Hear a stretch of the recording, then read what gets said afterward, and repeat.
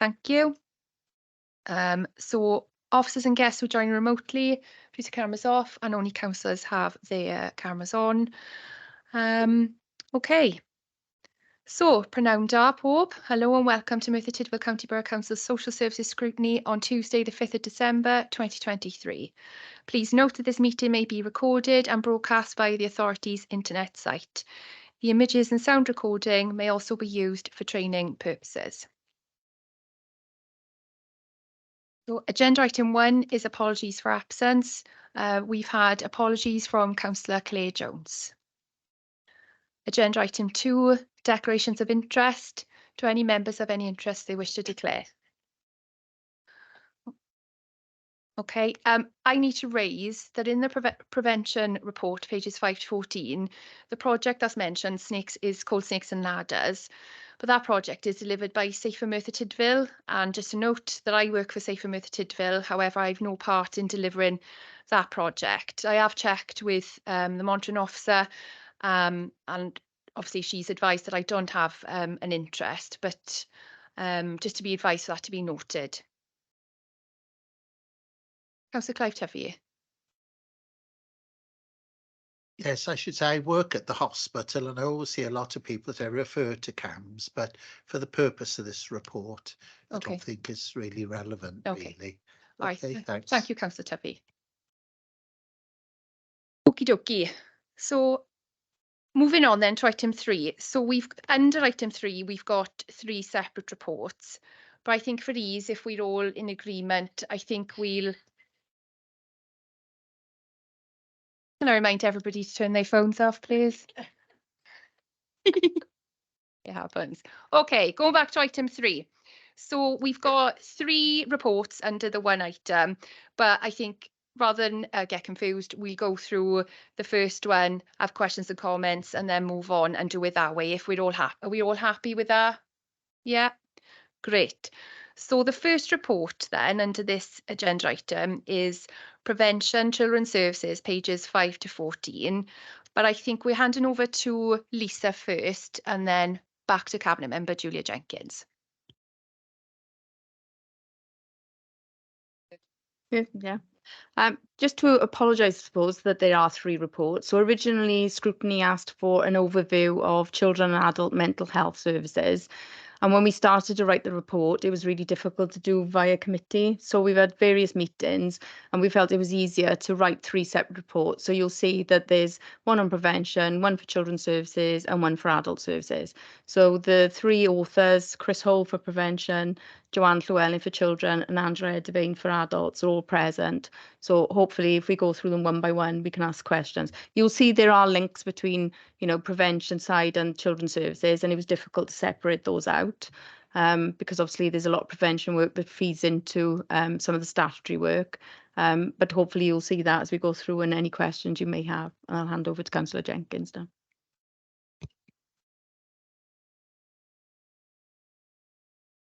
Thank you, Lisa. This is the Scrutiny Committee report of Mental Health Overview, Prevention of Children's Services, and the report author is Chris Hall.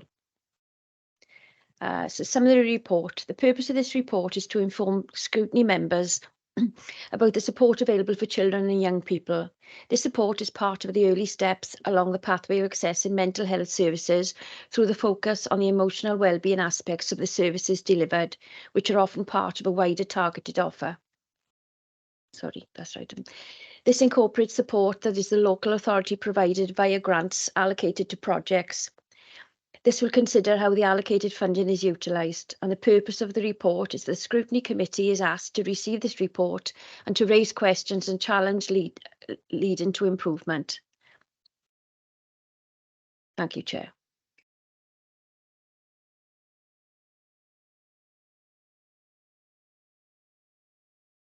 Okay, thank you, Chair, and thank you, Councillor Jenkins. Just a quick run through of the report, really, in terms of the introduction and the background. What we've really focused in on here is the services that the local authority provides or secures, regardless of whether that is through grant funding or through core funding. But I think the what we've also done in terms of that is to utilise the NEST framework in order to set the report out, because of the range of services that are provided through those funding, it's difficult to actually provide you with one single pathway through the services. So we've utilised the NEST framework, which was developed by Welsh Government and that the local authorities are requested to use now in order to plan services effectively and to understand where those gaps are within services and within the community, in order that we can start to show how some of these services sit together. So that's highlighted in section 3.2. So where we are at the moment, I think what we've highlighted in relation to the NEST framework is there are many types of professions and professionals engaged in the community and volunteers in the community who provide a whole range of mental health support or emotional well-being support. It's probably a better word. To young people, children and parents, and I've listed a number of them there under 4.1, which are part of that whole safety net about the early engagement with members of the community in terms of supporting their emotional health and well-being. The term, and that's why I say that the term around emotional well-being is probably a better terminology to use in terms of in 4.2. If we talk to most youth workers, and they're historically my bag, and said, if you want to deal with mental health issues, they actually start to get worried and concerned about the type of engagement we're talking about. Whereas if we're saying, well, actually, you're sitting down and talking to a young person about how they feel, they are much more confident in how they can do that. So part of that element has been about changing the terminology of what we use in terms of making sure that people don't get scared that they're dealing with something above a level they feel that they've been trained for. So the terminology is really important in terms of that. Moving on to section 5 in terms of where we are now. We have, as was said, this report covers, in terms of the prevention agenda, it looks at things around children, young people and adults, because across the prevention agenda and across that grant funding, that covers the whole range of the age ranges that we've got. And the Appendix B within the document sets out a whole range of services that you can see. A number of those also interlink with the education agenda. So as a service, we've been able to benefit from some of the opportunities available in education, but also to work closely with education in terms of the whole school approach to well-being and the types of offer that they're providing in schools. And looking at that as to how we can actually make sure there's a join up between the community work and actually what's going on in schools as well. Whether that be developing trauma-informed training for schools and how do we make sure our youth workers are trauma-informed trained, but making sure that join up in approach really.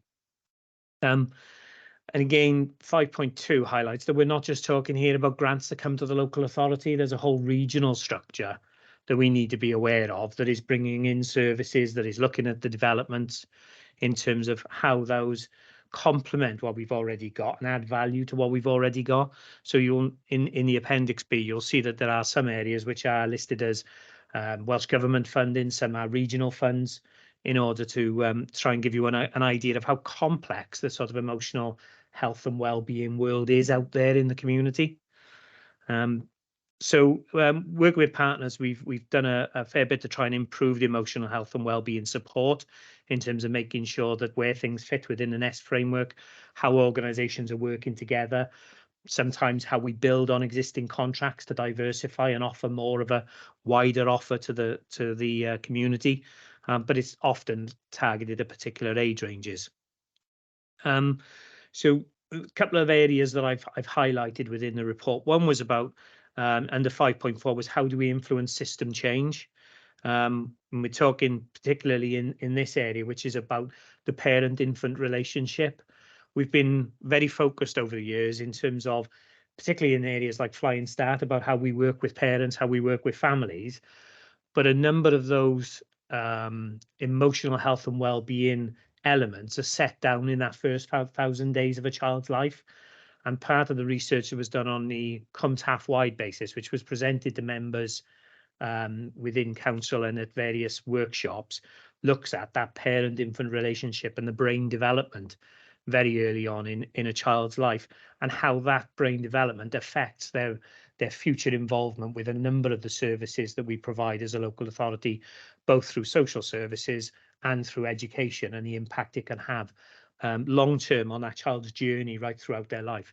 So really that's about focusing on how do we get ahead of that problem and how do we have better parent-infant services, both community-based and in a more specialist for those with specialist complex needs later on within that antenatal world. So moving on, we're currently working with CumTAF on a program called the Regional Integration Fund in order to develop that, and I think there's been a clinical lead post for parent-infant world, parent-infant work to develop on a regional basis. So that will bring some element, because again, what we've done, and you'll have seen in the report, is there's been a lot of training around the Grow Brain model, around child's brain development. But if practitioners recognise concerns, they often want to be able to have a conversation with somebody to say, I've got these concerns, I'm doing these things, am I doing it right? Am I addressing what needs to be done? So trying to make sure at each level we've got an effective intervention around those areas. Clive, Councillor, mentioned the Snakes and Ladders project, and again, that's another one that we wanted to highlight. Which basically at the first year of delivery has been about listening to the views of young people. We've actually listened to around 500 young people and what their experience has been like around emotional health and well-being, and there's a conference later this week presenting their findings. They've also come up with some solutions which will be shared with professionals later this week to understand what professionals think about the advantages and disadvantages about those solutions. Because the point of the lottery funding, which was given to the local authority for 5 years as the lead in partnership with Safer Merthyr Tydfil, Barnardo's and other organisations, is to learn from it. It's not about success or failure, but it is about to learn whether those piloting of those solutions can then be embedded in a longer process for sustainability going forward. But it's about the ability to test out and learn from those solutions. As I said, in 5.7 identifies for you the sort of investment that's been made within our staff teams across the whole of prevention.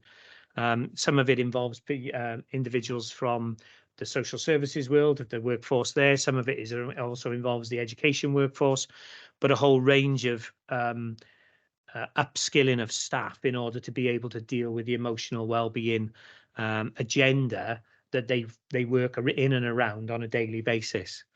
And again, as I say, we've been able to benefit from that joint working right across the various departments. In terms of where we want to be, I think that the one there would be about, in 6.1, I've identified we want staff to feel confident about dealing with emotional well-being and have the skills in their armoury to be able to be confident in dealing with it, rather than what we've seen historically, particularly around something like CAMHS, is don't know how to deal with this, refer it to CAMHS, don't know how to deal with this, refer it to CAMHS, which just creates that blocking scenario. So we need to have an effective layer of prevention right through the community to some more targeted services, and in partnership with our schools because of the whole school approach agenda as well. Then the second one I've identified is that parent-infant relationship. That can be a bit of a game changer for us if we can get it right in the longer term. So having that dedicated regional team which provides specialist support to all levels of services, but also has a focus on those with the most complex needs, could be extremely beneficial to the local authority. In terms of then section 7, what we need to do next, I've mentioned there about securing the funding in terms of CumTAF Morgannwg, piloting the Snakes and Ladders solutions to see what we learn from them over the next 4 or 5 years. And that should, give us a good standing in terms of what system changes and what things we need to do for the future. That is, I won't cover it, section 8, which is a contribution to the wellbeing objectives, Chair. I'm happy to take any questions and answer as possibly as I can, but would draw your attention to Appendix B, which, as you will see, is the range of services that exist and how they're funded, whether it be locally. Most of it will be through Welsh Government funding, but some of it is also regional funding. Thank you, Chair. Thank you, Chris, and thank you for the report as well. There's so much information on there. It's a really good report. So I'm opening up for questions and comments. We'll have them together, if that's okay. Councillor Clive Tuvey. Oh, yes, I was wondering, in Appendix B, there are a lot of grant-funded projects. I know Flying Start has been going for a while. How long do the other projects last for? Are they just short-term, or do they keep going for years? Most of them are quite long-term, if I'm honest, Clive. Good. Some of the regional ones are probably far shorter term than most of the Welsh Government ones. Things like the integrated school counselling has been around now for a number of years and is directly given to education. It was built upon during COVID to extend the school counselling down to the primary sector. So we were able to expand that to cover primary and secondary. A number of the areas where you'll see Welsh Government is things like the Families First funding. In order that and those you'll see there are also some which we've got FS and FF next to, so we're bringing those grant funding streams together to commission a single service, but the majority of them have been in for quite some time now. Good, thanks.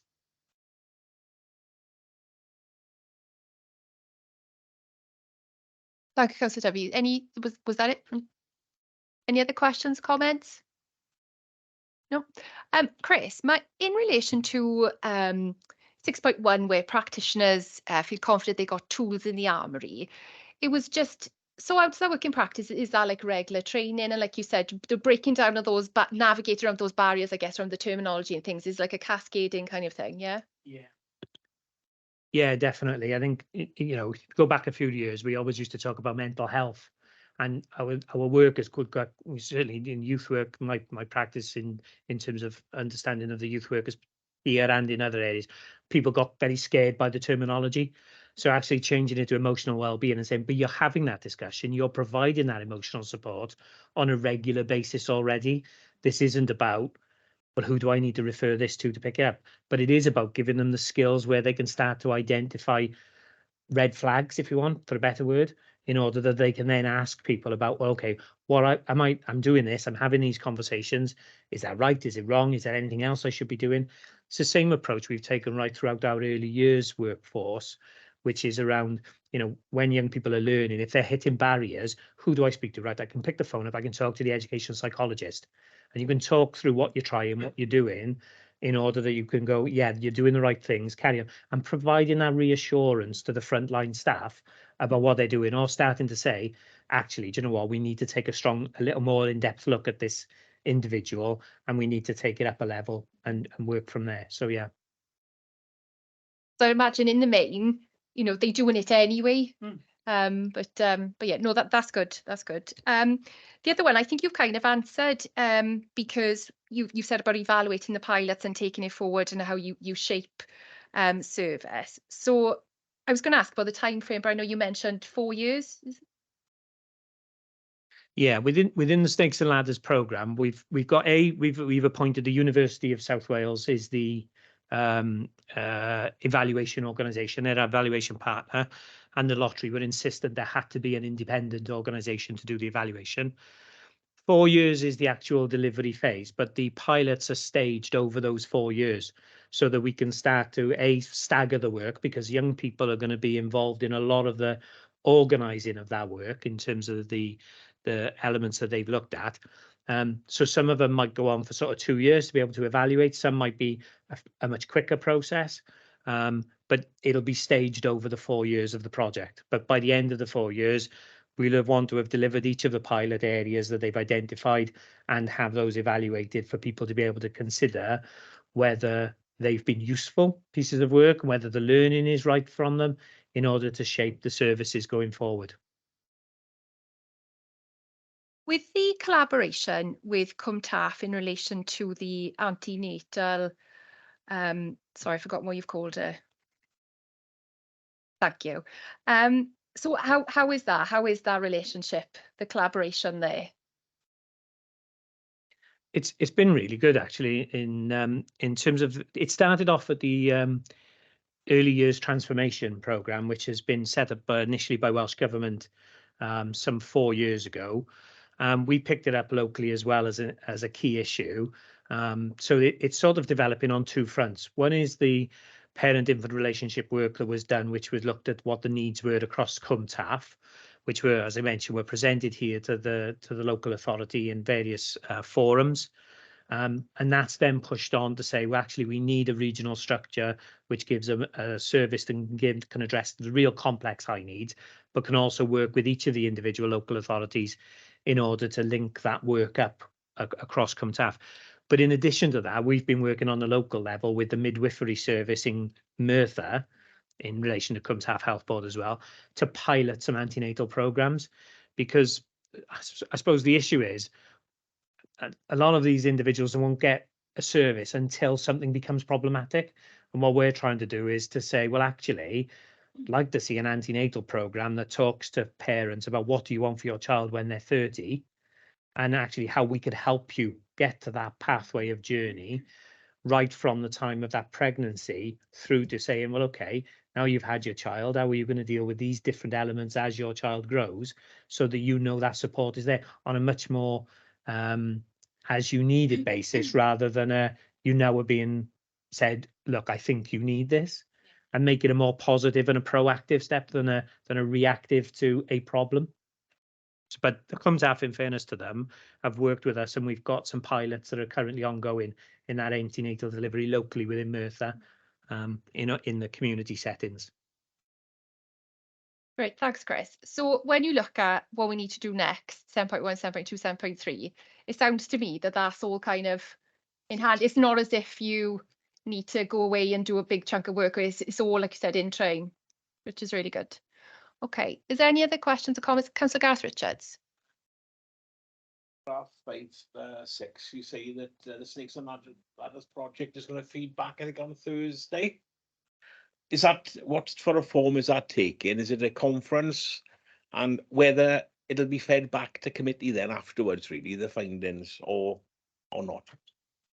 Absolutely, yeah. There's a conference on Thursday that's gone out to organisations that work with children and young people across the county borough, and in the same way, we've had a really healthy representation from Cwmtaf Health Board on that as well as from across our schools and all the other partners in terms of youth. But yes, our intention would be is that they're sharing it, because a number of those organisations will need to be part of the solutions that have been proposed and working in partnership. But we would want to bring the whole document and the evidence base eventually back to council in order to share those key messages. I thought that would be the case, but thank you, Chris.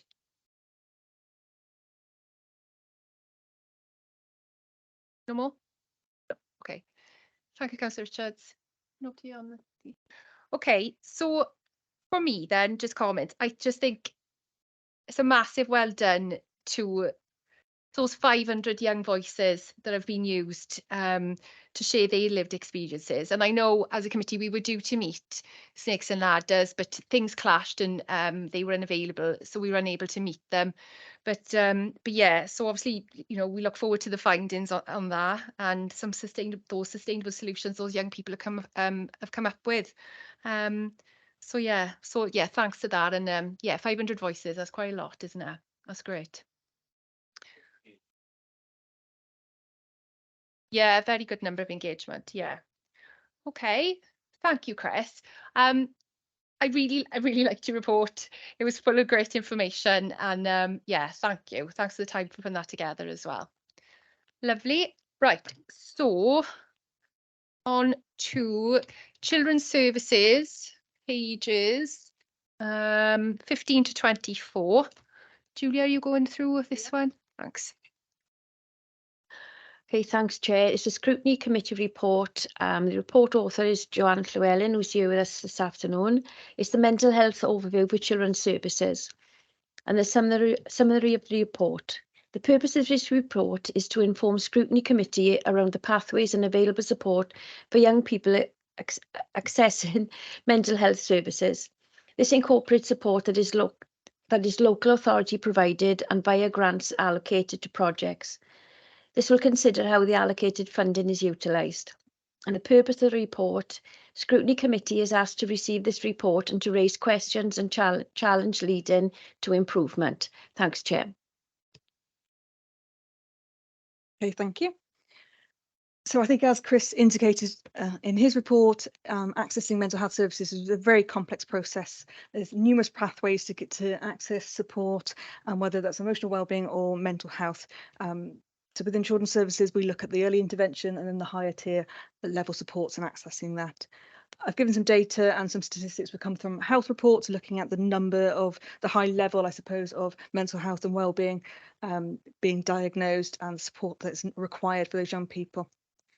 So from the focus from Welsh Government is very much about early intervention and prevention. So again, Chris has gone through the NEST framework, but to understand that this links with the work that's undertaken within children's services as well.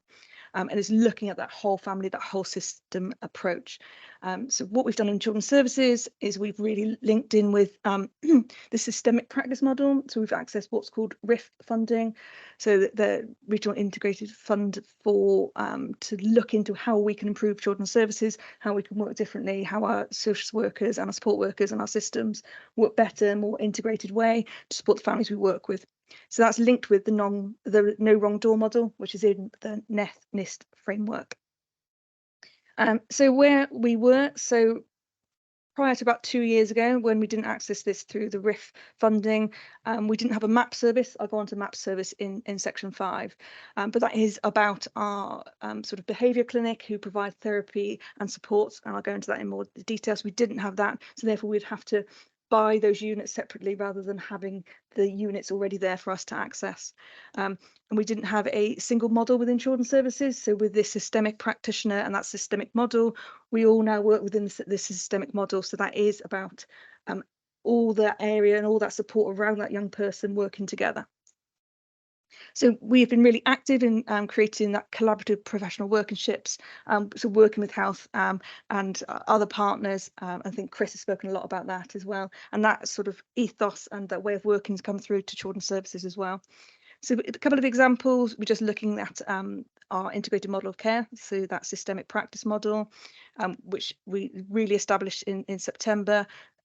We've brought in a family therapist from Cwntaf who come along to children's services twice monthly to do some 1.5 hour reflective group sessions. So that's with social workers to really look at some more complex cases, to give them that support so they can look at it differently, look at the emotional wellbeing side and to think differently about how we engage with our families. And that's a really important way of working with our systemic model. There's also monthly systemic family therapy reading groups. So they have access to family therapists and practitioners to really help look at what research is out there, how can we be more innovative, how do we work differently with our families to provide that sort of support, utilising that mental health element of it. And it's about being collaborative and working with families to really have a different approach. So it's more about co-production and that support and seeing them as the experts within the health. So it's about sort of reducing stress within the families, helping them to stay together. It's about preventing breakdowns, working with children on the edge of care to prevent them coming into care, and also about helping children who are in care to return and reunify children with their families where it's safe to do so. So we're looking about sharing that expert knowledge and that having that safe space for people to work together. There's also within this model we've also worked with having some staff going on the postgraduate study to get some. We haven't had some 8 started, and we've only got down to about 3 now going through to the 2nd year. But even that really helps people to think differently about how we work with young people's mental health and well-being, and reflective practice within their own practice to reflect on what works and what doesn't. So it's about co-production of care plans and open up that dialogue with partners. So I think we work differently. We have different conversations with mental health practitioners and those systems. We're starting to develop a space, or what we call a clinic, but a space to encourage that talking with young people and families to support them, and it's about that lived experience and understanding that lived experience. So some of our working alliances are keeping young children and young people out of the care system, reunifying families, collaborating with mental health, and that dialogue, and trying to prevent them being stuck in the mental health referral system. So that's what MAPS is about, providing a different access route to support. So I'll talk about a bit more about MAPS now. So that's been able to support care experienced young people. So that's children who are in care at the moment or previously been in care. So it's about that edge of care, preventing them coming back into care, and to provide that. So it's very much about holistic therapeutic interventions. So we've just agreed that funding will continue for the next 12 months. So we're going to end looking to end at the end of December 2024. There will be meetings going forward to see how we can keep that intervention going forward post that date. So those will be set up in the new year because it's a regional fund. So we're looking at how regionally we work with health and our other local authorities to keep that support going because we found it so useful. What will be part of that will be about evaluating the support, what the difference is made. So that's part of the process going forward. I won't go into all the support services that MATs provide because there's a whole list of them, but please look at those, and that's what that will provide, and looking at 5.12 as well. So that's about how they assess the need, how they're agreed at resource panel, and where they all link in. A bit small to see on my screen, so I hope people can see the triangle. So they work in a trauma recovery model, which I think is really important, and it's very much that trauma-informed practice that we're looking to bring in across all of our services to help us understand and work differently. Because my belief is mental health isn't just about referring to other services, it's about how we work with those young people and about that relationships help to improve their emotional well-being. Kind of what Chris was saying. So we have lots of regional working, partnership working across Taff Morgana. We have things working with the third sector, so looking at the workforce training and needs, and that's all comes down, I won't go through all that, but the public service boards, which links in and down and looks at different ways to engage with and further understand the roles. And then you've got the regional partnership board and their role within that, and there's subgroups which all link down to we work with partners to look at that, how we all engage together. At the moment, there's lots of discussion about children with complex needs, and there's a steering group looking at that. How do we access support for our young people with those complex needs? So that's learning disabilities, mental health, and that emotional behavioural support. How do we access that differently? That's a big piece of work going on at the moment. We're working very closely with health. We've got meetings setting up a workshop in January to work forward to look into how we work differently. How do we prevent those barriers? How do we move past those barriers? What is the main aim of what we want, and how do we get there rather than thinking this is what we've got and that's what we can access? It's looking at things very differently, and we're really agreeing that's the way we're going to start looking and working together, so which is really exciting, I think. So, and that's also with the other local authorities, so it's not just Merthyr and CTM, it is the whole of us working together to look at how we can signpost support and sort of wait well, if that makes sense. So whilst people are waiting perhaps for other services, how we can support them whilst they're waiting for those services. So I think there's been some struggles with that working together, and I think there's been some challenges historically, and I think there's probably still some of that, but I hope working forward, we've got those plans that work and that ethos and agreement that that's the values that we want, is to provide that support going forward. So I'm really positive about those meetings going forward in January. There's also work about the parent-infant relationship, which again, Chris has gone into detail in because it works across both, and I'm part of those work streams, and it's those first 1,000 days, of the importance of that, and how they're so important, those first 1,000 days, in preventing mental health issues in the future for those young people. If we can get those first 1,000 days right, then hopefully their emotional well-being in the future will be more stable, and they'll have more support and more that resilience to support themselves. So we talk about how sometimes they haven't been able to access the support, so that's why the work that his teams does and the early intervention prevention role is so important and critical in supporting all of our children. There's also the Families First and Early Help Hub, so going on to 5.25. So that's very much again about preventive support, looking at undertaking the proportional assessment of the family and the young person, and to look into what supports can be available, whether it's Families First, specialist health visitors, or whether we need to get the specialist CAM social worker to screen those young people for mental health issues and make direct referrals. There's lots of going on within the Early Help Hub to try and prevent escalation, to try and get in at an early level to provide the support. So again, we've got Families First, which is obviously a Welsh Government funded programme that responds to local need. It is very much an area of looking at continuous need and the emotional and mental well-being, and that's coming through is commissioned. And is looking at the moment lots about poverty and the adverse childhood experiences and how do we meet those needs. And there's a lot of work going on within the local authority at the moment about poverty and working about poverty and seeing how we can respond differently.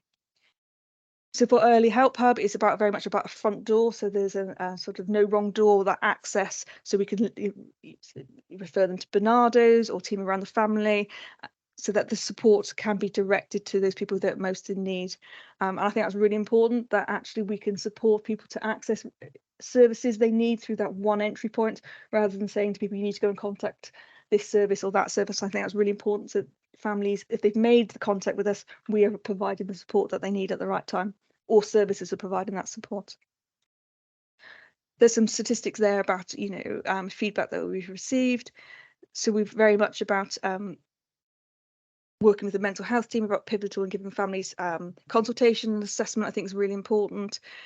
Therapeutic interventions who don't meet that statutory CAMHS threshold. And again, lots of people have been involved.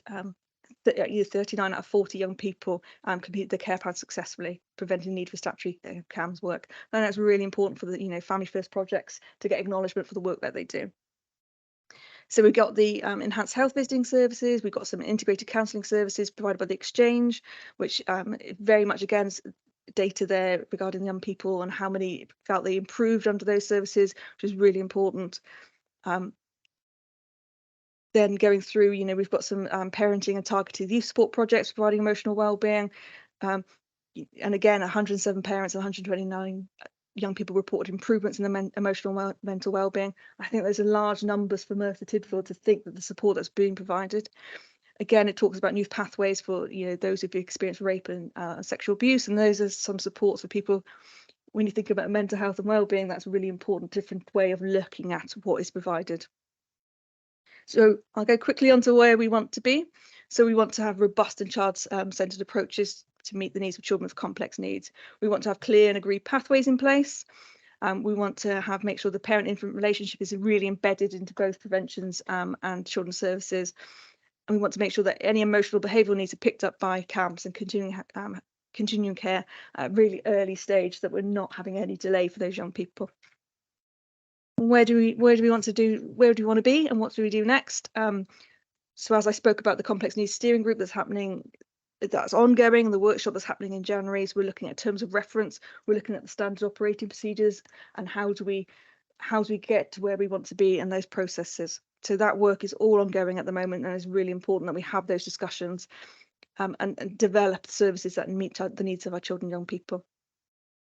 So what we're doing internally as well is looking at our placement panel, which looks at children who are out of authority at the moment, who are looking at the funding with health and education, and we're looking to redesign that, but it will be based on the work that is done under the children with complex needs steering group, because it will all feed in. So it's about how do we access support for young people ongoing, for the children who are in care, and looking at how that's funded. So that's a really important piece of work that's been going on. As I spoke about, the consideration of the role of the MAP service. So when the RIF funding ends, how are we going to provide that service to our young people going forward? And that work will be going forward in 2023-24 to look into what we can do to fund those services. It's about supporting health schools and the third sector to engage families via referral to the Early Help Hub, and making sure that we're continually promoting the Early Help Hub and the support that can be provided. Looking at whether there's any more community buildings, develop suitable groups and one-to-one to support, and whether there's any need for that. So that's a piece of work that's being undertaken as well, looking at the hubs and how we can work jointly together. Looking at whether we need to invest further in the exchange contract. So we're getting some data coming through about that, about the amount of support that's being needed, and looking to see whether we need to take that forward as a service going forward in the next few years. So it's about exploring explore those opportunities to jointly commission services and building on successes that we've had so far in the support that's been provided, seeing what's working, what's not working, continuously reviewing our support services, and making sure that we're offering services, peer support group, play and leisure, and to positively increase those services as much as we can within the grants and the finances and the services we can provide based on the work that Chris is doing in the early prevention side of work as well. So it's making sure that we're all integrated in those pieces of work, so they all flow in and we have those conversations, so we can access people to have those services at a really early stage. Thank you. Lovely. Thank you, Joanne. Okay, opening up for questions and comments. I'll take both together if that's okay. And at the moment. Okay, so with I was going to ask a question about the, because you mentioned there's been some struggles with the collaborative working, but from what you're saying, there is an identified plan in place. Like you said, excuse me, like there's a steering group in January and things just to kind of navigate around that. So what is the time frame? Is that like, you've got like a year to kind of do this? What's the plan? Yeah, so that's probably quite a challenge. So the complex needs steering group has been ongoing since I've started in authority in July. It was working prior to that. Yeah. I think there's no fixed time frame. They had wanted to agree the terms of reference and then the standard operating procedures a couple of months ago, but I had a lot of queries about it, because my view is that actually it's not just about mental health and diagnosed mental health and learning disabilities. For me, complex care is about excuse me, children with emotional behavioural challenges who need sort of therapy, psychological support. So we've gone back and I think restarted. So I think the timetable's moved on. We haven't got a clear timetable. What we have got is a workshop in January to set that out. Okay. So we're going to really start to unpick where we want to be, because at the moment, I think a timetable that we've got, we've passed some of those timeframes and haven't met what they wanted to meet. But that's because we really want to review what we're doing and set it out. So from the workshop in January, hopefully we'll have some really clear direction of what we want to do and how we want to drive that forward. And at the moment, it's not clear. All I can say is the will is there now to make those changes, which I think is the really important thing. And that's what we've been working on the last few months. Okay, great. So with 7.2 then, with the development and redesign for the internal map panel, so is that like a time frame, or is the work done? Is it just a bit of a, what's the time frame on that one? So for the map panel, yeah, that is going to be based on the complex care, because it will be dependent on the terms of reference and the Okay, so it's a follow on from that. Okay, right, great, thank you.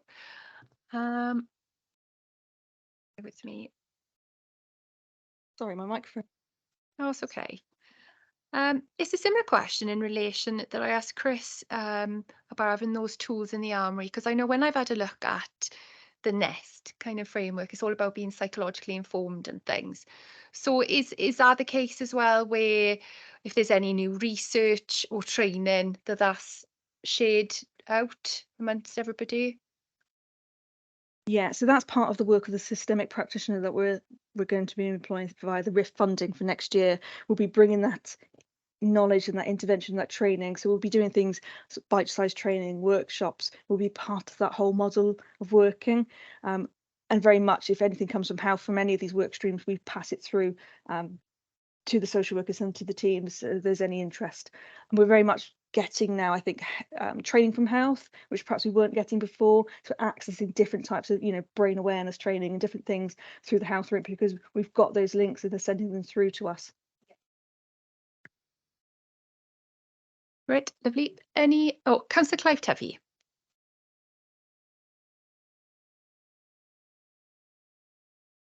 On the Regional Integrated Fund for Maps, like if it stopped at 2025, would you be able to continue, do you think? So it's broken down between the three local authorities, and we get an amount each.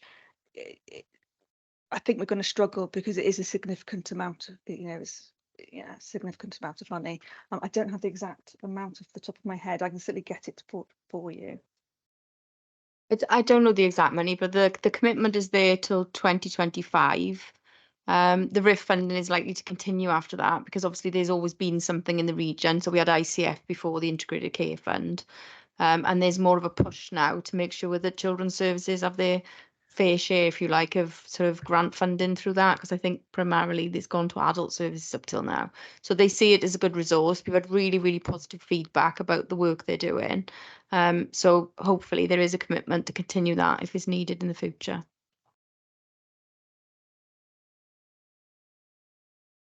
Is that it, Councillor? Okay. Any other questions, comments on this?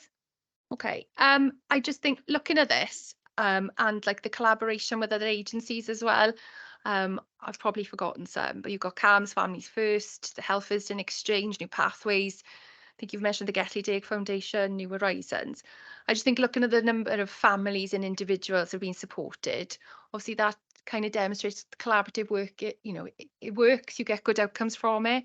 So yeah, so it just exemplifies that holistic support that's offered. So yeah, so that was just a positive comment from me. Really, it does work when it works well. No other questions or comments then. So thank you, Joanne. I know there's a lot of information in that report. We're very interested in as well. But it would be interesting to see perhaps in a year's time where you're at with these kind of pathways and things. So yeah, well done. Thank you. Okay, so adult services. So page 24 to 28. The Scrutiny Committee report. Report authors Angela Edvine, sorry, I can never remember which one it is. Sorry, apologies, Angela. And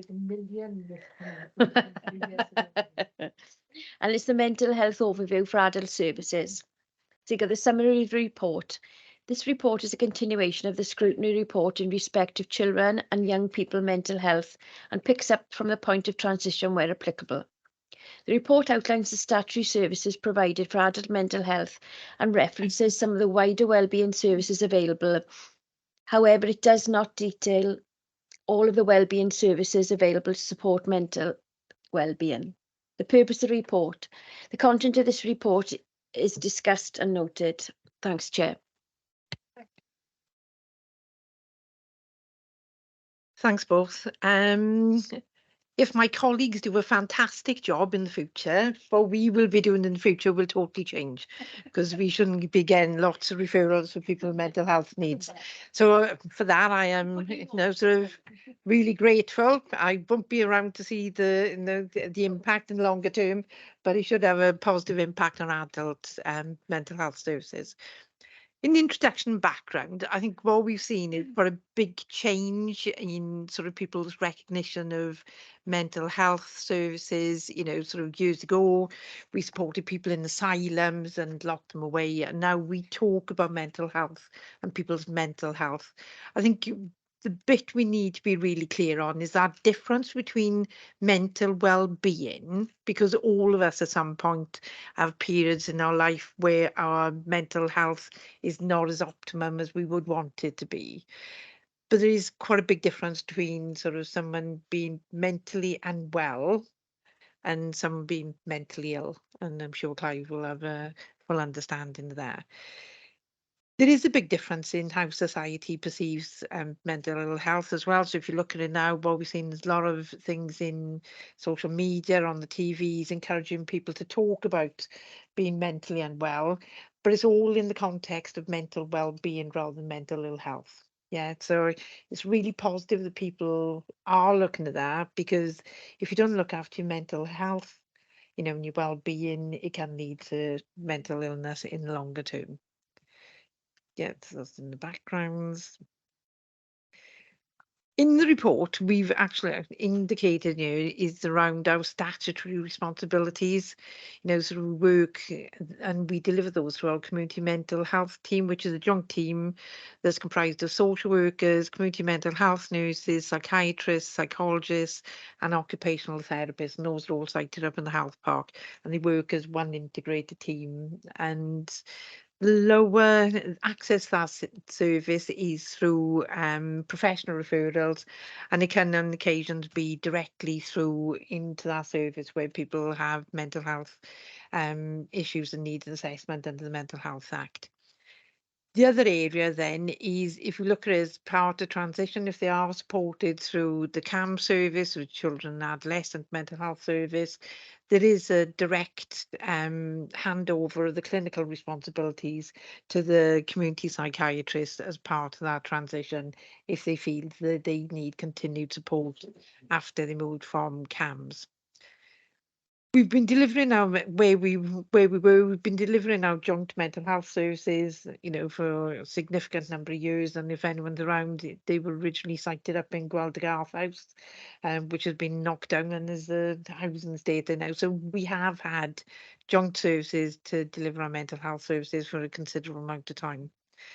The last time we were inspected was back in 2019, which was a joint inspection by Care Inspectorate Wales and HIW, which is Health Inspectorate Wales, which was really positive feedback from the inspectors at that point. There were some gaps in there, and mainly around, sort of joint information systems and stuff like that. That's still ongoing. And the health board were actually going to move to WCCS, but that's been stalled for the time being. We've seen recently in terms of mental health services, CONTAF actually delivered a couple of years ago, made a decision to move to a locality model, and they moved some of the mental health services out into those different localities, which did create a bit of an issue for us in as much as acute psychiatric services were then sited in Taffeely because the acute services are down in Royal Glamorgan, whilst the community services were being delivered by Mercer and Cunnan, which is obviously the area we live in. They recognised that wasn't working as effectively as it could be, and what they now brought is all the mental health services back into one care group under the Mental Health Directorate, which is pretty much where it was before.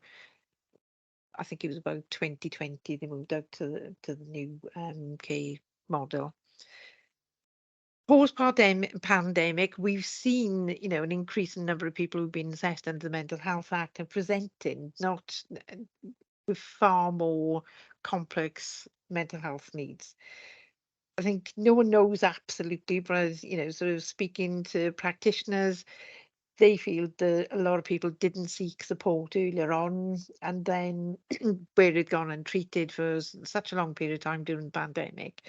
What we saw then is people presenting far more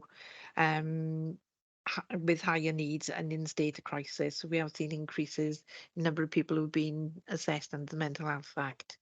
Where we are now, we continue to deliver our mental health services as part of the community mental health team.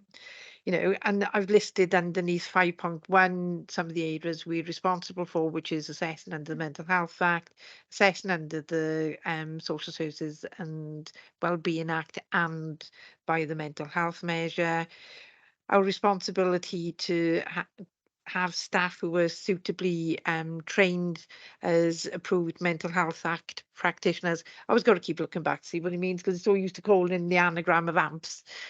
Those are specially trained staff and full use postgraduate education through Swansea, which is where we normally go, but we've just arranged for someone to go and do a further away because we've had some additional funding to do that. We'll continue to work with COMTAF and Ganwg Mental Health Services to look out those services will now evolve back into that care directorate. They will include, sort of the community psychiatric nurses, psychiatrists, psychologists, hospital-based services, home treatment services, and crisis response teams. However, there's not a complete list of all those mental health services that are available. Lower level mental health support is provided through primary care. Most people, if they feel as if they've got a low mood, their first protocol will be going to the GP, who will look at providing referring them on to cognitive services if available, or looking at lower level medication. The main support services that we commissioned as a local authority is community support to people in and that is quite an extensive range of different types of services which are more sort of modelled on the individual needs. We commission specialist placements, some of which are commissioned by the LA and some are commissioned via health, where section 117 applies, and those are split. Basically, 117 is a responsibility that anyone who's sectioned under section 3 of the Mental Health Act is entitled to ongoing support and free of charge. So anyone who's under 117 doesn't pay any contribution towards the care needs, and that is for life, unless it's taken off 117, but very few people actually are. In addition to the statutory services, there's wellbeing support is provided through the third sector. I think the most familiar one people are aware of is Merton Valley Mind, but there's also other groups that provide wellbeing support, such as Men's Sheds, and that is in addition then to the sort of core service. Mental health services work closely with South Wales Police, as people often come into contact with police services in the first instances. And we've been made aware recently the South Wales Police are implementing the right care, right person, which will mean that they will change the response to mental health services. At this point, we've been advised that they're going to make that change in February 25, though we've only had one initial meeting. There's further work to be undertaken in respect of what that will mean for people with mental health needs and the police response. Where do we want to be? We want to ensure that we deliver the best quality mental health services we can. And what we need to do next is we want to continue to work in partnership with Clontarf Mental Health services to look at how we can improve services going forward. And we need to identify the impact of the existing services following the implementation of the Right Care, Right Person initiative by South Wales Police. Thanks. Okay, any questions or comments, please?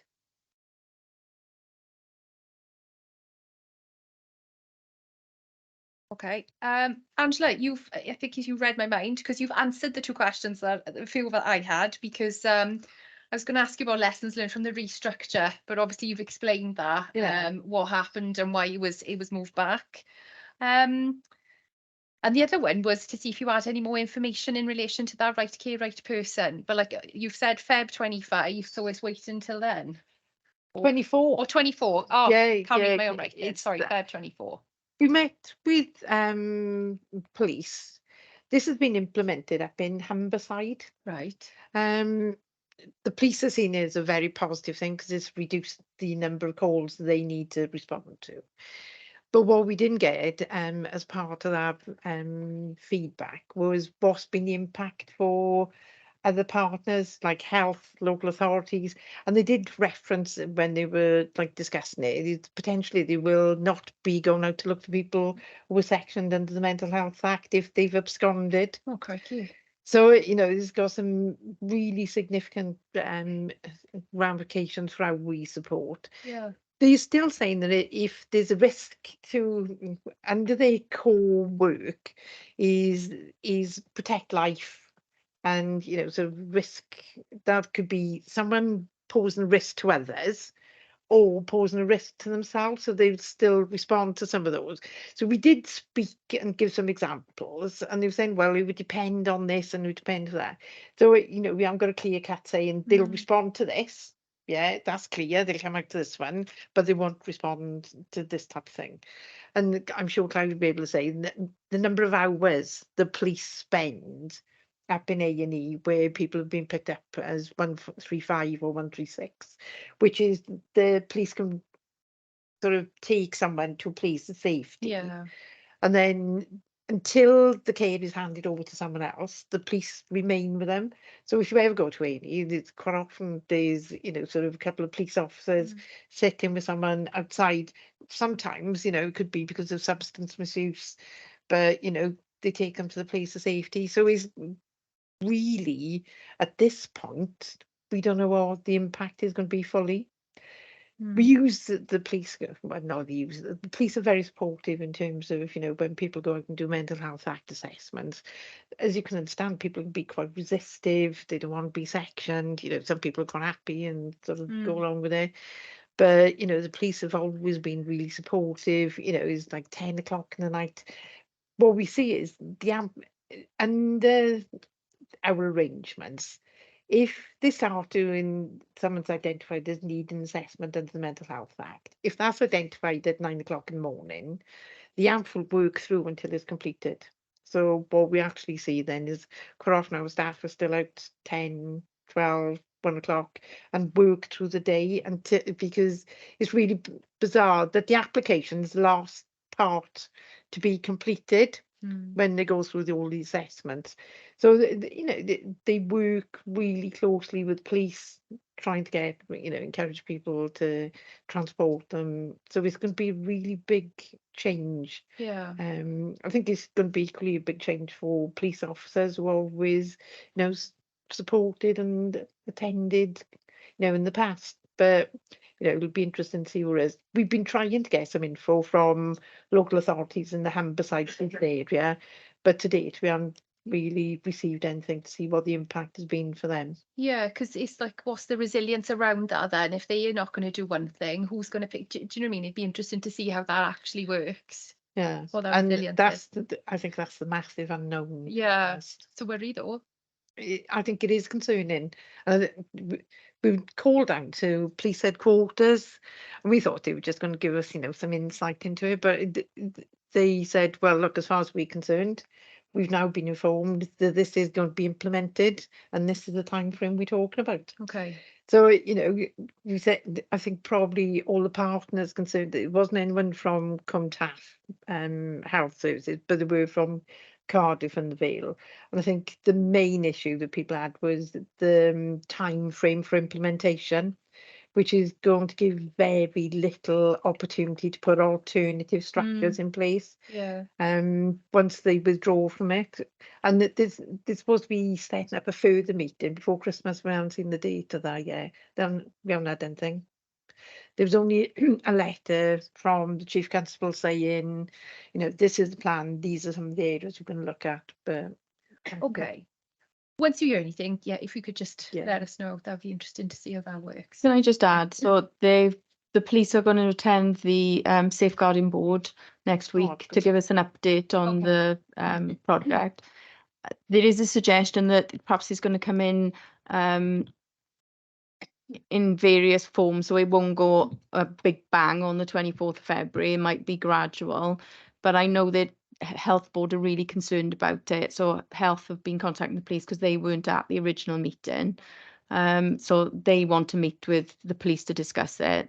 They've already started sort of rolling out. So there was an example recently where a young person went missing from A&E. It wasn't our area, but the police wouldn't go out and do the welfare check because they said they should contact Children's Services. So it is going to have an impact on the local authorities, and we don't know that yet because we don't know, you know, what they're going to do gradually or whether it'll be, you know, do it all at once. Thanks, Lisa. Councillor Clive, have you? No, I was just going to say that generally the crisis team and mental health services for adults work well, I think, at the hospital. Once you refer them, they seem to come in a timely manner, and Amy, we don't see the patients again then. So it works well. When we're waiting for people to be sectioned, that can take a long time. And CAMS sometimes, because they have to come from Llantrysant, I think, sometimes they take a while. But adult mental health services, uh, from an A&E point of view, are quite good, really, that they do come in a timely manner and sort people out. And quite a few patients turn up in A&E and ask to speak to the crisis team as well. So my impression is it does work well, really. It's one of the things that works well in the National Health at the moment. Yeah, thanks. Thanks for that. I think one of the recent example is waiting for the Section 12 approved doctors as part of the assessment, which can take a bit of time because if they're in clinic, etc., you know, they haven't got designated staff only undertake those assessments. So that can take a bit of quite a while. Thank Thanks, you. Chris. And Angela, can I just ask, in relation to 3.5, the transitional plan from children to adult services, I just want reassurance that it's not the case that as soon as they're 18, they go to like the end of the list for adult services. It's you know, there's no waiting, it's just like a handover. sorry, the key issue is the health services are provided in the area that that individual lives. Yeah, so if you look at a child that's in placement, if they're placed in Swansea, the health services are delivered by Swansea and not Merthyr. Yeah. So we have had some issues where someone's been supported in children's services, supported by CAMS in Swansea. So they have to wait then for their clinical, the responsible clinician to make the referral to Merthyr for Merthyr to pick up the mental health needs. So that does sometimes cause some issues. We probably, you know, if you're looking at it, there's been a few people transitioned from children's services with considerable sort of mental health needs. And, you know, sort of it seems almost like some of our colleagues in CAMS expect, you know, sort of children's services to deal with, support much higher complex needs. Whereas when they transition to adults, invariably, I think, you know, I can think of 5 easily off the top of my head, where they've transitioned to adults and they've ended up in special placements that have been paid for by health colleagues.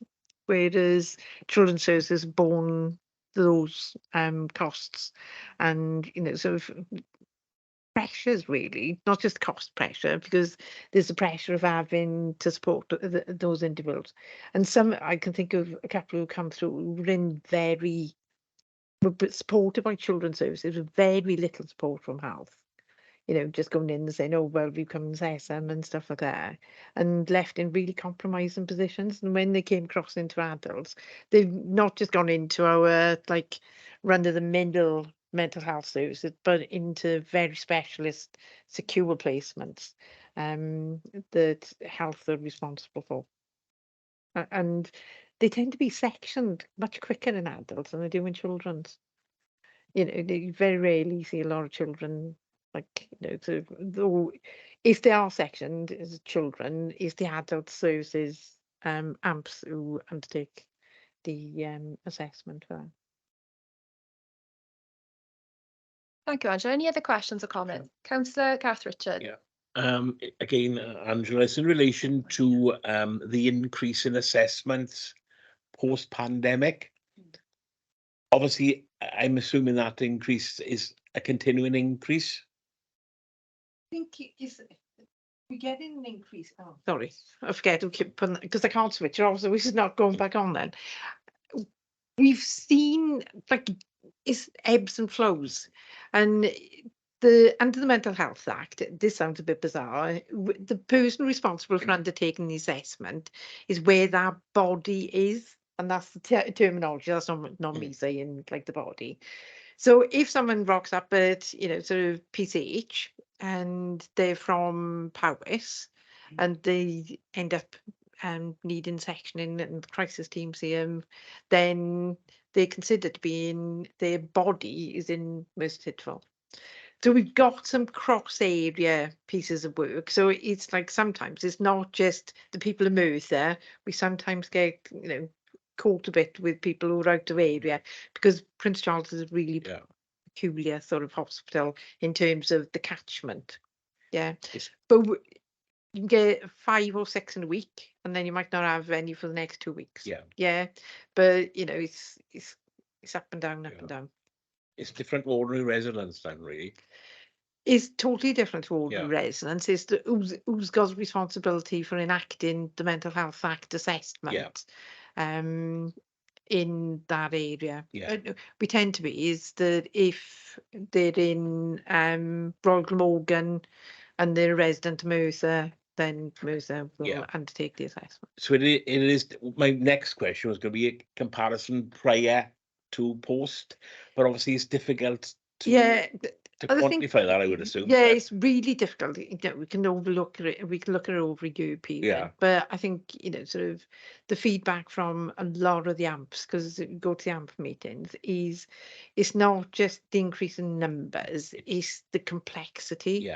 And, you know, sort of people, mental health needs have changed considerably, you know, and how people are presenting in the last few years. You know, there's a lot of people who've got, you know, sort of mental health needs plus substance misuse. So this sort of psychotic behaviour is exacerbated by the use of substance misuse as well. So what you get is it's like a lot nastier. I know that's an awkward way to put it, but it's probably the simpler way to put it is you know, the more complex, they present as far more aggressive. And certainly that's some of the feedback. You've got experienced amps who were saying they've seen a really different sort of presentation of people coming into mental health services now than they would have sort of 15, 20 years ago. Yeah. Thanks, Angela. Thank you, Councillor Richards. Councillor Ian Thomas. Thank you, Chair. It's just a matter of the work done, which helps by all the third sector organisations. You say in 5.5 that the numbers have reduced because the funding levels have reduced, and I was wondering, is the authority doing everything it can to help them? For example, by coordinating financial help or supporting their grant applications in any way. Thanks. In terms of, if you look as a local authority, you know, sort of over the years, we've considerably reduced the amount of money that we provide to our third sector colleagues because of the financial pressures ourselves. But what we're seeing now is a lot of voluntary action reported back to us is that those alternative sources of funding are also drying up, you know, sort of lottery fund, you know, sort of there's things like SAFA, you know, all those organisations are now in that position where they're really struggling for to provide support. From our point of view, the voluntary councils provide a lot of support in terms of to sort of smaller organisations in how they can access alternative funding, but it is getting increasingly tighter and tighter as, you know, sort of we're going on in an area, in, you know, period where public funding is significantly reduced, and, you know, sort of alternative funding from other organisations is reducing as well. Yeah, thank you very much. Thank you, Councillor Thomas. So on that vein then, in relation to funding and voluntary funding access drying up. So it's a question, I guess, for all officers, like in relation to social prescribing, because I know it's meant, like you've mentioned, I think in a few of your reports about engaged in positive local activities such as, you know, peer support groups and I suppose with adults tackling loneliness and isolation and things.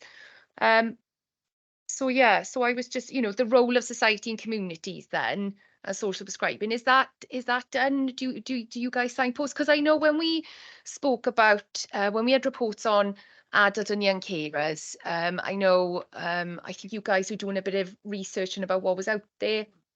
And I went to the launch of Town Community Hub, their carer support, and 2 local authority staff were there as part of this kind of gathering information about what is out there. So is that something that is going to be, you can see embedded? I guess it's not for everybody because some people are going to be unwell, but just that little connection, building that resilience in the community. It was just your thoughts on it, really. We use it through the RIF, but it was originally through the Integrated Care Fund. We've got community coordinators. So they are employed by VAMPT, but they actually work in the front door as well. So they pick up things like, you know, sort of, it's really difficult for everyone to keep track of like third sector organisations. So, you know, the year today, they're gone tomorrow. It depends what, you know, the funding is, what sexy this, you know, this point. And then we'll get a load of people doing welfare benefits because that is something the Welsh Government will, you know, push a lot of money out, you know, sort of loneliness and isolation is something that is, you know, really out there. So even things we know that are working well, if they lose the funding, they disappear. So it's really difficult to keep up in our changing environment. And some smaller groups like, you know, the Men in Sheds is like well established now, so everyone knows around that, you know, but there's some small groups like Nana's Knitters, which are, you know, they don't get any funding. There's a clear example of, you know, sort of community resilience and delivering that with, you know, it's all late. It was like they all pay the like couple of quid a week to go and sit, have a cup of coffee, have a chat with, but it is essential for, you know, that prevention of social isolation. So the community coordinators, their expertise is knowing what's available in each area. So we can refer to them or suggest signpost someone to them. And we've also got GPSOs as well, the work in the GP practice that try and pick things up earlier to try and steer people into those, you know, sort of available organisations. But the secret is the real hard part is keeping up with what's in, what's available, and things closed. You know, a few years ago, there was a really strong older persons group down in Bedlinog, you know, Margaret's group and Trearis, you know, that had a really strong representation on a lot of stuff. And then as Margaret got older and became less, the whole thing collapsed because it was really predicated on that person doing the work and the community champion. Yeah. And I think that's the bit we probably need to go further with, is trying to encourage that community resilience, community champions out there, and try and encourage people to come to the fore and through the volunteering mediums.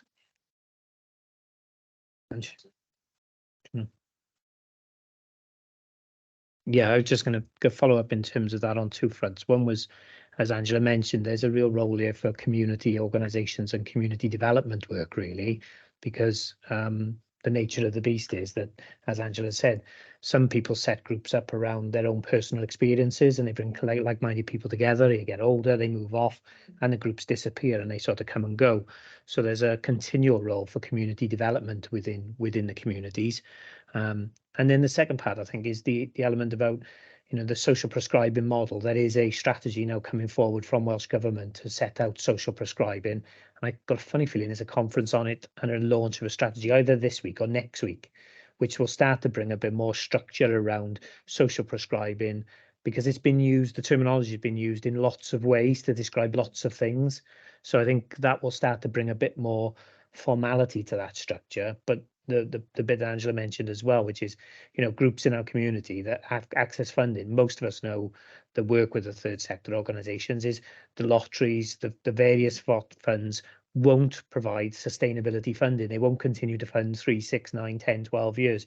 Often they are 1 or 3 year funding and that's the end of it. So your groups are always caught in a cycle of having to try and go and find more money in order even to facilitate the room for a coffee. You know, so that's the challenge, which is why that community development work is so critical as well. But yeah, the social prescribing model in terms of trying to connect people to community events, community activities for that ongoing support, hopefully that will start to come out within that strategy that Welsh Government are now bringing to the table, because we've all been, I say we all, as in the royal we, the council, ourselves, health, have all been part of our social prescribing discussions at a regional and a local level. Lovely, thank you. And last one for me, like holistic kind of question or comment, is in relation to looking at like the whole system approach.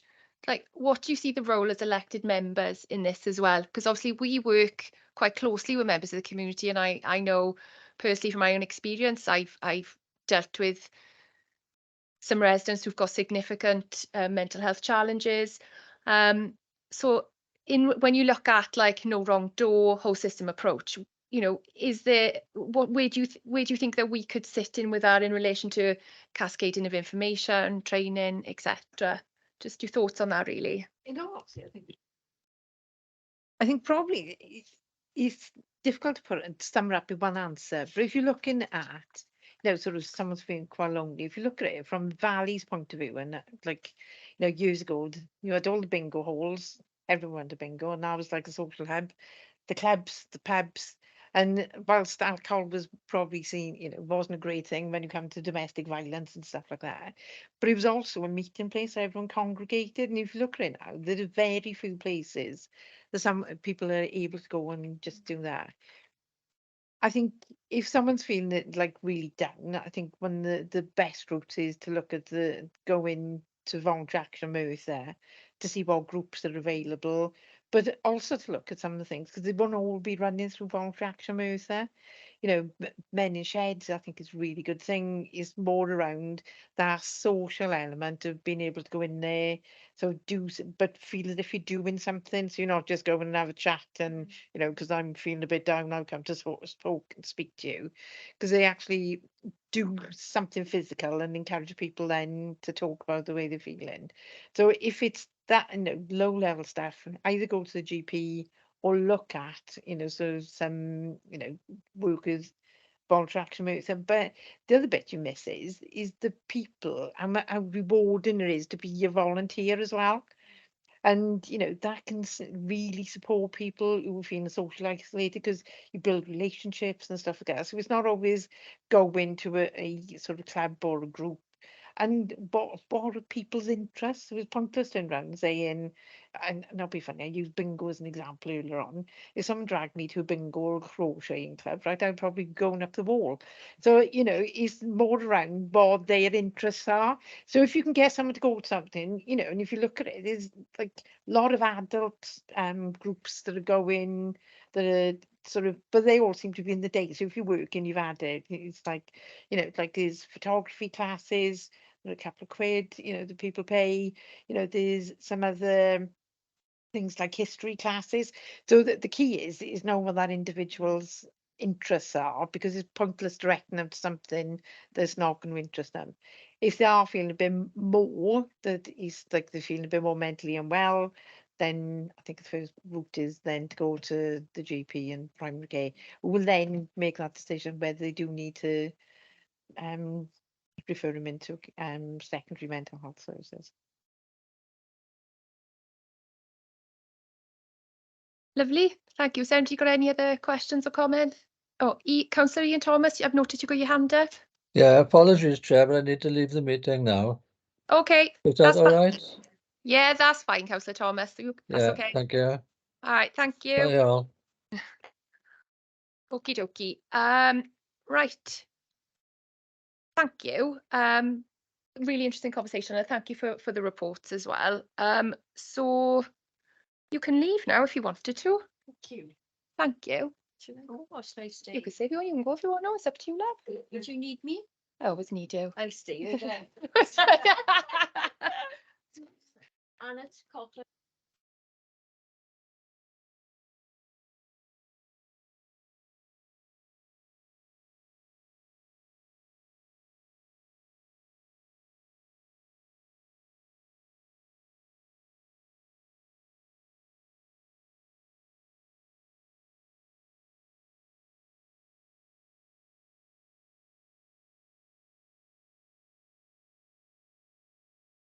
Thank you. Take care. Thank you. What was that? Sorry. Oh, right. Sorry. Okay. Right. Item 4, forward work programme. So this is the latest version of the forward work programme. And so we've added the column now where we can kind of close the loop on certain items if we've made some recommendations. And again, this is a fluid document and, you know, we can add to it.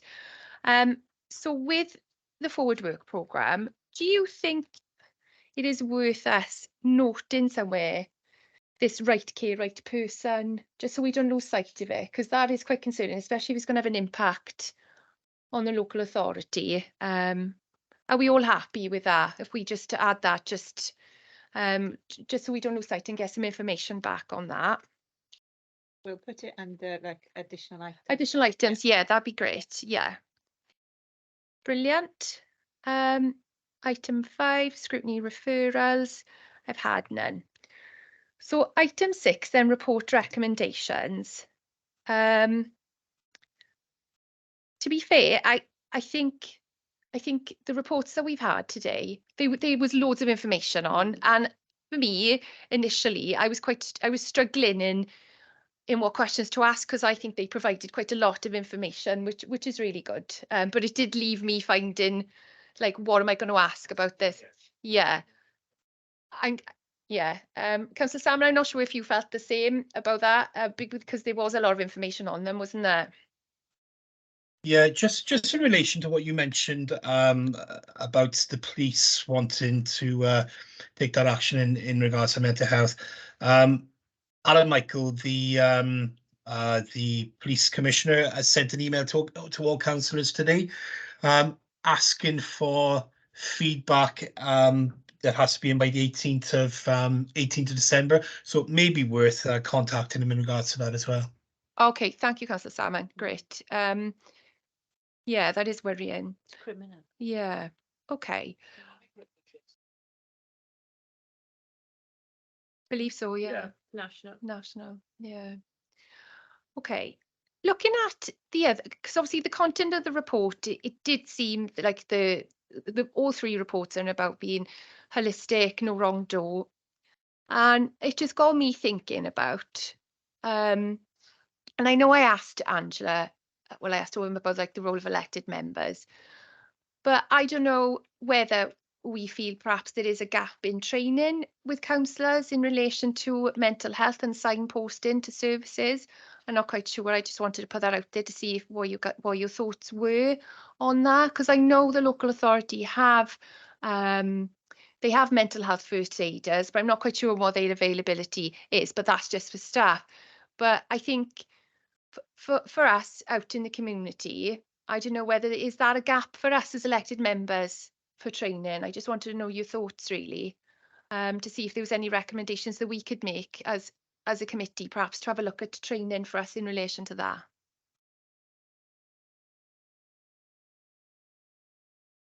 I think. Yeah. Councillor Salmon, what do you think on that?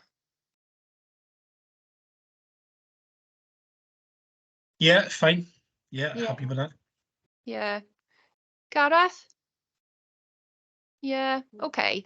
So I'll make some inquiries in relation to that, and just to see if there's anything additional that can be offered or make a recommendation. Perhaps that's something that we've discussed. Because it's clear it's through everything, it's whole system, everybody knowing the same information, no wrong door. And I think if there is any training available, it would be worth exploring. So that's something that I will go away and have a look at on behalf of the committee. Are we all happy that we've added value today? I know we haven't really made recommendations as such, but I think we have had a good conversation about the reports, to be fair. Are we all happy? Yeah. Yeah. Okay, lovely. Item 7, feedback on scrutiny activities. Obviously, we've mentioned it previously. Unfortunately, our meeting with Snakes and Ladders was cancelled, but hopefully we can rearrange. But we'll have the findings, I think, as well, which would be interesting. Perhaps we could add that to the next report. We touched on it Yeah, that'd be yesterday. great. Yeah, add it to January. Because they're giving their feedback tomorrow, I think, isn't it? Oh no, Thursday. They got an event, so it'll be interesting to see that. And then we've got a visit next year to the Neighbourhood Learning Centre. We haven't got any other scrutiny activities coming up, have we? I don't think. No. The budget proposals, I think. Yeah. Yes. That's just... Yeah. Okay. So that was it under scrutiny activities. So any other business? I think with any other business today, I just think obviously because we know it's the festive season coming up and we've spoken a lot about mental health. And obviously it can be catastrophic for some people, can't it, with loneliness and isolation and financial strain. And I just think just an opportunity just to shout out to our community organisations and charities in Merthyr that work hard to make sure the families don't go without, taking those financial pressure off families and providing those additional gifts. And, some of these are community groups, but also, the individual just set up out of COVID and have remained. And I know some elected members are involved in some sort of charity collections and things. So it's just a thank you to everybody, because yeah, Christmas can be a very lonely and stressful time. So on that note, we're not meeting until the new year now. So whatever you decide to do over your Christmas break, I hope you remain safe and happy, whatever you decide to do. And that's the meeting over. Thank you, everybody. Thank you very much. Any training, I do Lovely. as well. is Thank you, Thank you, Chair. Declan. Thank you, Chair. You take care. Are When, you? when it, Sorry. Is Paula going to be oh, used?